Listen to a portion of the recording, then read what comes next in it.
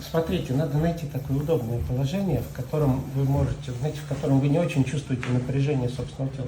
It's important to find the position where you feel your the tension, so your body 体が緊張がほぐれるような should be really comfortable. 楽な一番楽な姿勢をとってください。体の緊張が最小限になるように。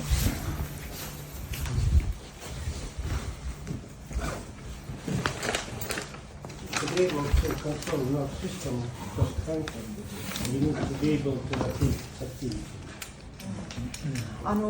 神経系のことをきっちり感じるためにまずはアクティビティ Ну, прежде всего, для того, чтобы с нервной системой работать, нам надо научить чувствовать ее работу, ее активность.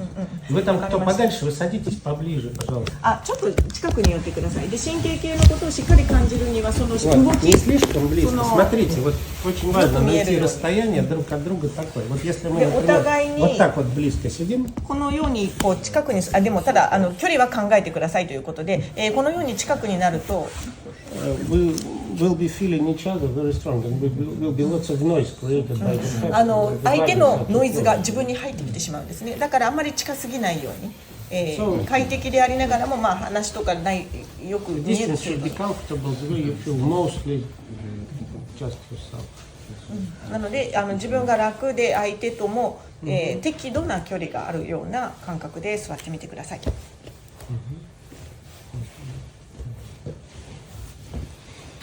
Make a long and intense inhale with your nose. 鼻から集中的に、強めに息をしっかり吸ってみてください。 Then the same intense exhale. で、同じような強さで吐き切る口から。Like 7 to 10 times. Not too fast, but intense. あまり速い呼吸ではない分、でも強さは持ったまま7回から10回その呼吸を繰り返してみてください。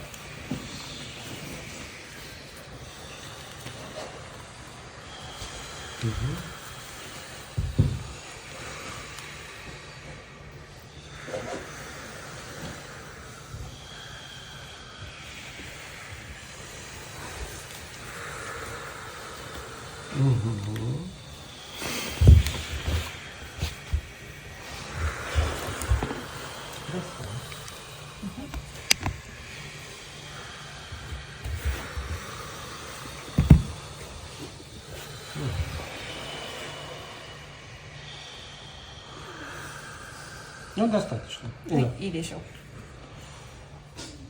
Two languages because wording is different. Наверное, чувствуете, да, что на вдохе происходит такое, возбуждение некоторое. То есть вдох, он приносит такое возбуждение в тело, как бы, так как собираемся, как такое приходит. で、多分息を吸うときに皆さんちょっと興奮というか高まりを感じるような感覚が多分あると思うんですね。 Like we go up a little bit from the state we were. А выдох всегда связан с расслаблением. だけども吐く時っていうのはリラックスとか力が抜ける感じというのがいつも感じられると思います。 Вот, и давайте еще разочек помедленнее, но достаточно интенсивно, like this. では次はですね、もうちょっとゆっくりな感じだけども強さは同じぐらいの保ったまま、ちょっとスピードだけ緩めた、呼吸、吸って吐いて1回か2回。 How you are relaxing when you exhale, and try to stretch the distance between the highest level of excitement and the lowest level of excitement. で、その呼吸の時に高まりの距離、高まりとそのリラックスの距離をできるだけ大きく、その差が大きくなるような、方法で呼吸をしてみてください。 So with inhale, try to go as high as you can, and with exhale, try to go as low. で、息を吸うときにできるだけ高い高まりというか興奮度まで上げられるように、そして吐くときにはできるだけ最低限のリラックス、最高のリラックスの方に行けるようにしてみてください。 On a peak of inhale, you will be like the most excited, the most energized. And on the peak of exhale, you should be like the most silent possible. なので、息を吸ったピークのところで、息を吸った時に、興奮というかね、高まりの一番ピークまでいけるように、そして吐いた時に、リラックスの最高ピークまでいけるように、一番低いところまで、高まりが一番低くなったところまで。深いリラックスまで行ってみてください。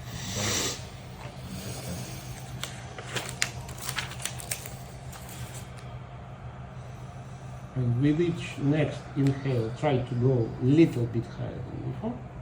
With each next exhale, try to go a little bit lower. で、回を追うごとに2回目はさらに高いところの興奮度合い、そして吐くときには、それよりさっきよりももっと深いリラックスまでいけるようにちょっとずつそれの幅を広げていってください。 And the breathing should be slow enough. You are clearly observe the change of your state along the way. でその、呼吸の長さもですね、一番高いところ一番低いところまでいけるように十分な時間をとってみてください。 And you will obviously feel that in the process, as you inhale, something is getting definitely louder. Ну, что-то становится громче внутри меня. Вот. А когда мы идем вниз, что-то становится.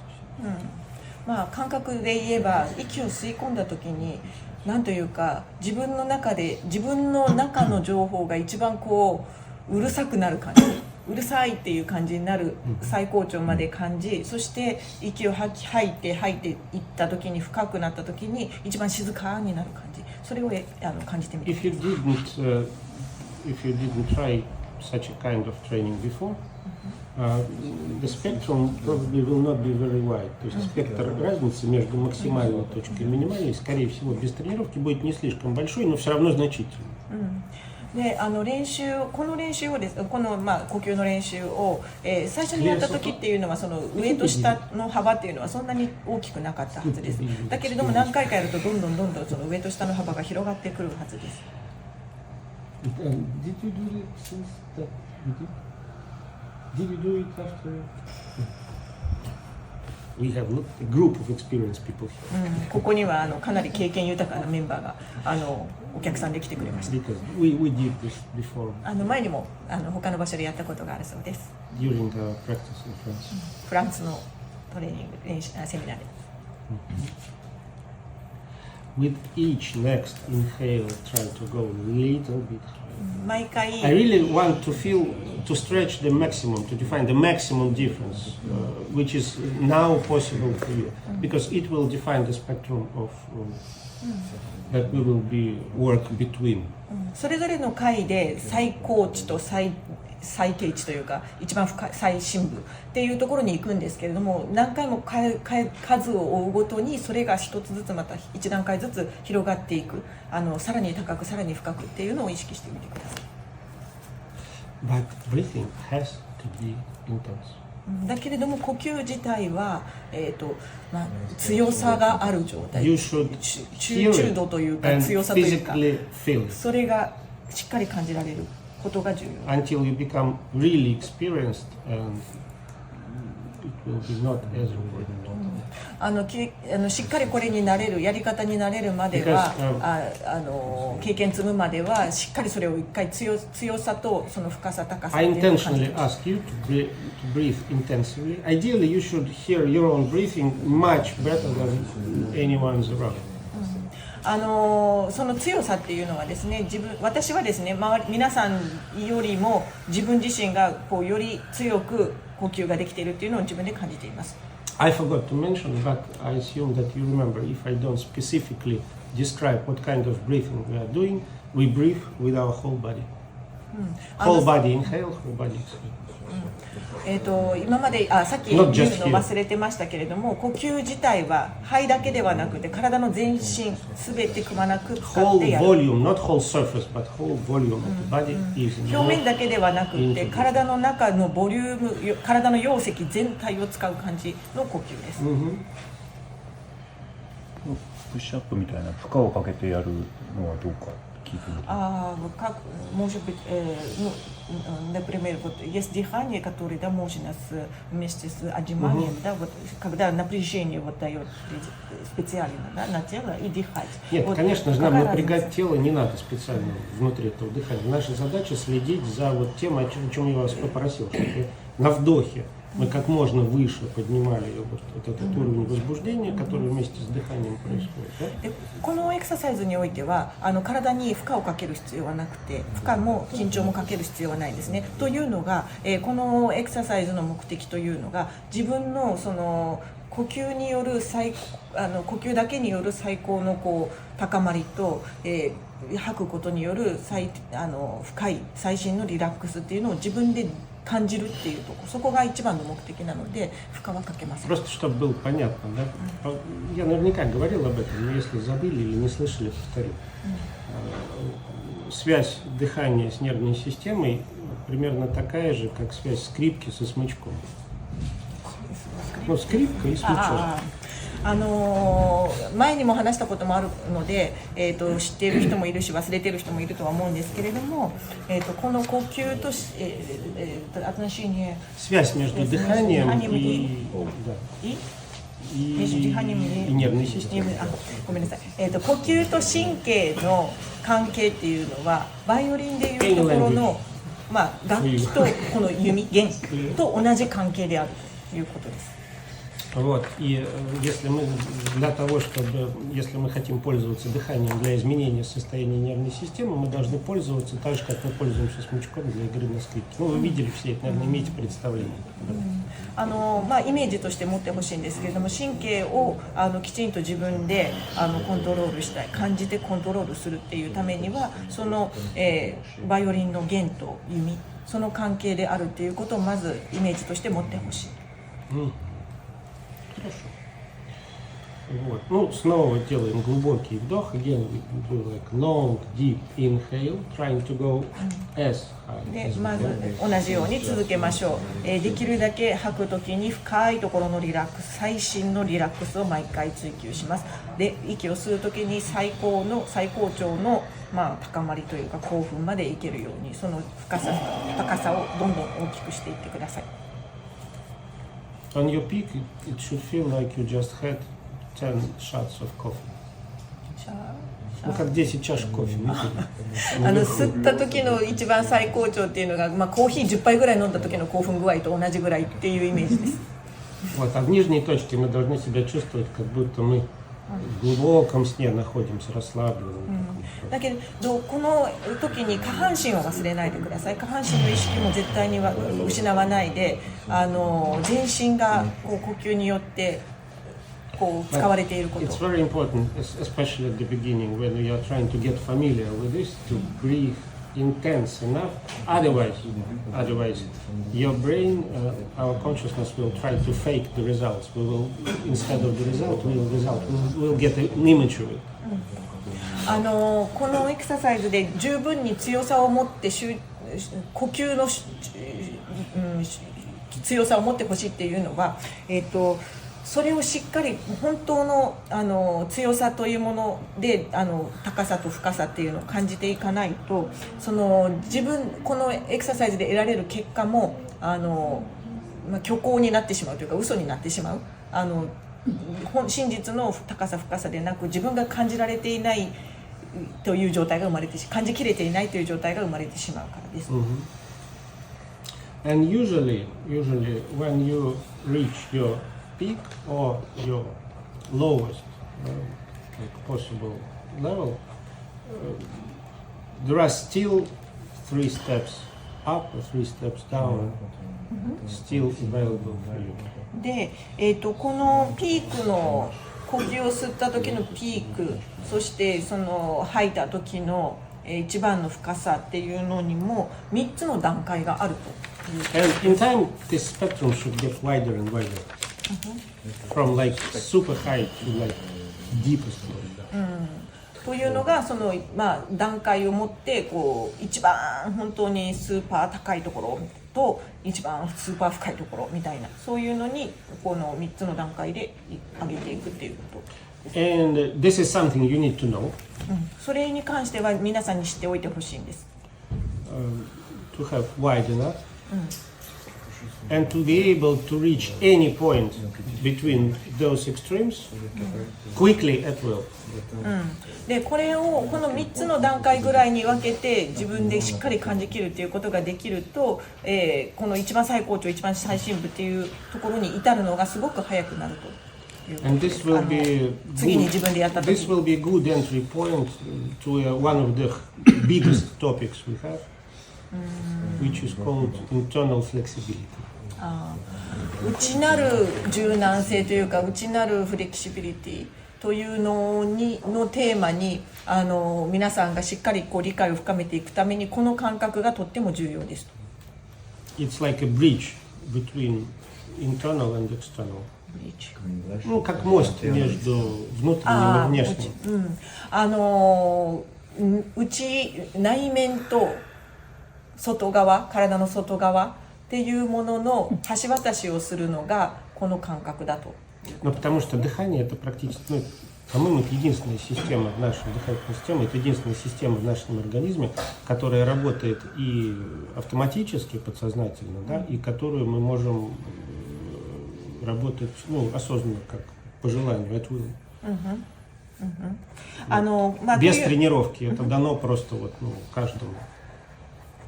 Мы можем вдохнуть и выдохнуть, когда хотим, и если мы не думаем об этом, дыхание происходит автоматически. Плюс тело регулирует дыхание в зависимости от потребностей кислорода, от нагрузки. というのが呼吸というのが私たちが唯一自分の意思を持ってできる唯一のトレーニングであるということなんですね。その体の内側と外側をつなげたり自分の体の、意思を持ってやるということの唯一の橋渡しができるものなんですね。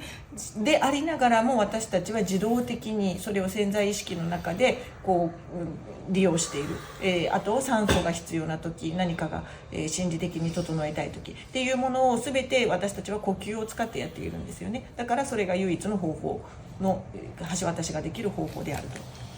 呼吸が。This is why in any serious tradition, breathing is one of the most important topics. だから私たちが前からその呼吸というものが、昔からいろんな武術とかで言われていると思うんですけれども、一番重要なポイントであるということなんです。And helps to address both equally.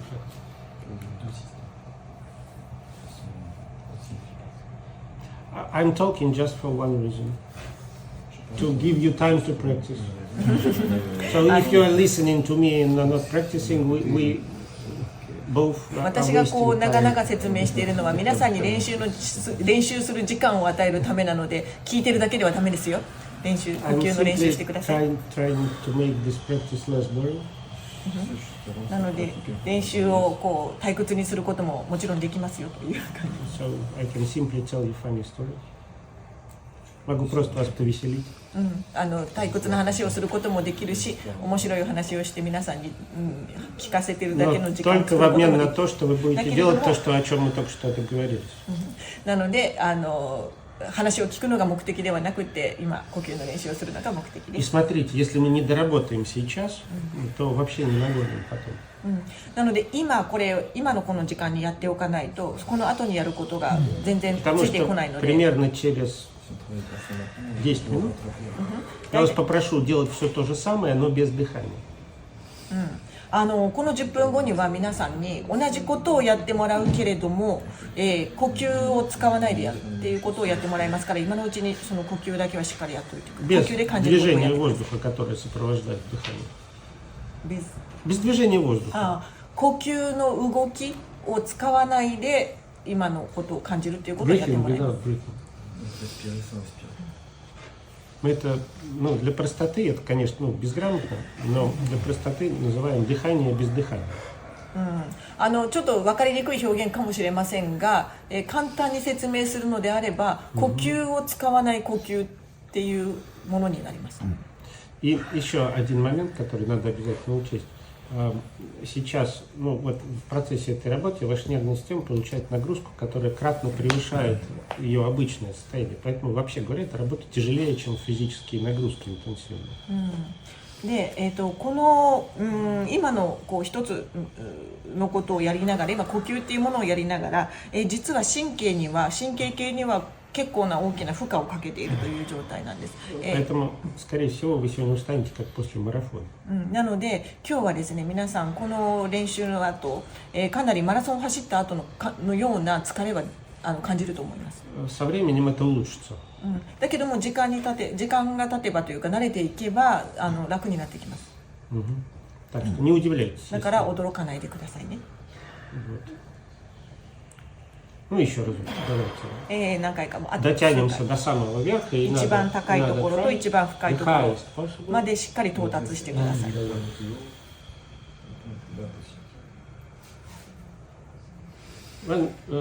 When done properly, people usually describe it. It's like, imagine like a lamp. You're increasing the electricity, and it becomes super bright.